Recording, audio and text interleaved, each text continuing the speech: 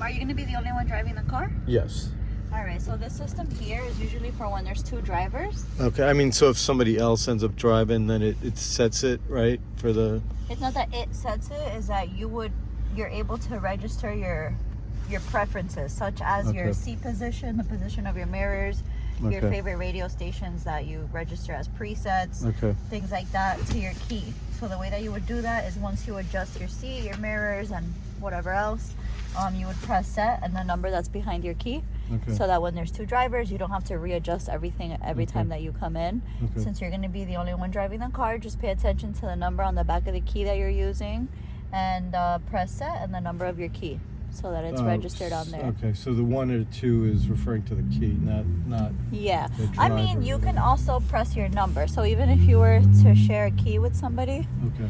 Did I leave it open? Yeah, I did it's leave it open. I wonder Like, it's a little noisy in here. Yeah, I know. Sorry. All right.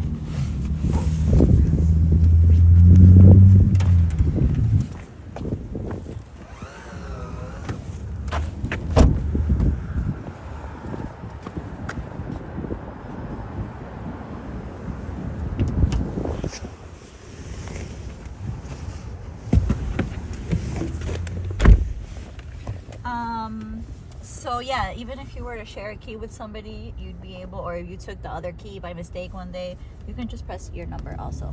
Yep. Okay.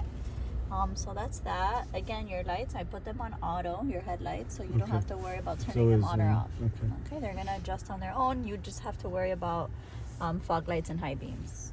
If you ever have to use those, and you just turn them on. So, just like does it have where you automatically puts the brights on when it needs it? I don't know if this has that. No, you would have to do that yourself. Okay, because I know some cars they have that where you mean brights as in what? Like if you're driving like the high beams. Sorry. The high beams? Yeah. No, you do have to turn the high beams. You do? Okay, yeah. So it doesn't have that automatic. It's just for your regular headlights that it has sensors. So when it gets dark, those are going to turn on. You don't have to worry about turning them on. Okay. And when you turn the car off, they'll turn off on their own. Okay. All right? All right. You have Honda sensing features. You have the blind spot information. So those little car icons on the side view mirrors.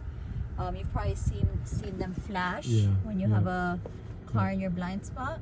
If you also have your turn signal towards a direction where you have a car in the blind spot in, it will also beep. Right. Okay.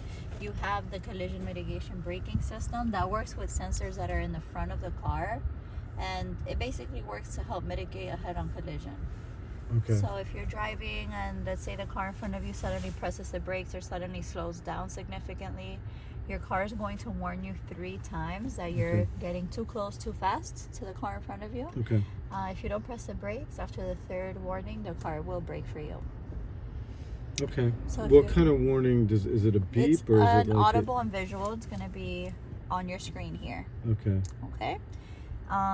It doesn't shake the steering wheel? No, but there is one that does, which I'm going to go over now. Okay. So that's your road departure mitigation, and that is for when you're not in the center of the lane. So if you're going from side to side, just deviating from the center, the steering wheel will buzz. It's kind of like the car's way of saying, hey, pay attention to how you're driving. You need to adjust it.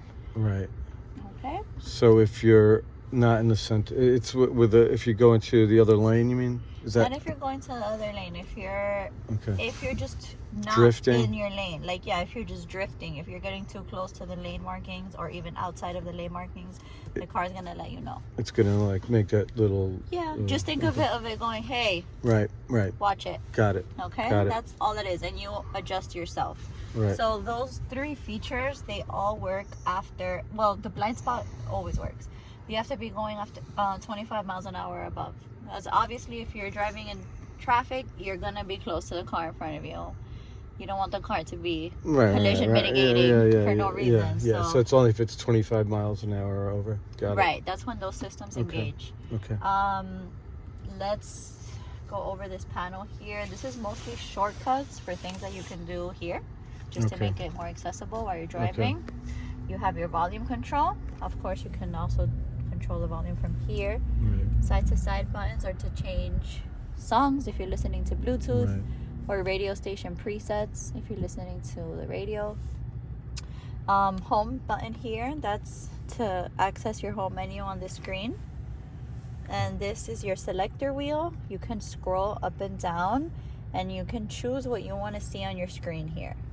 So you can do things like you can choose to have your navigation instructions there. They will be more simplified on the screen.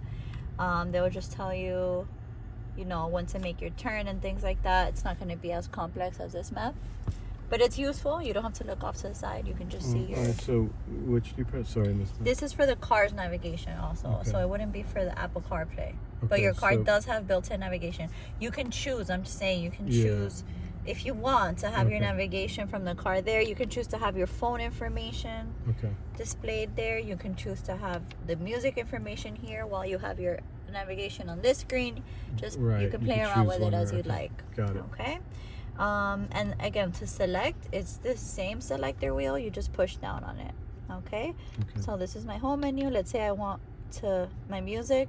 By scrolling, I can now change the source of music. Okay, so I want to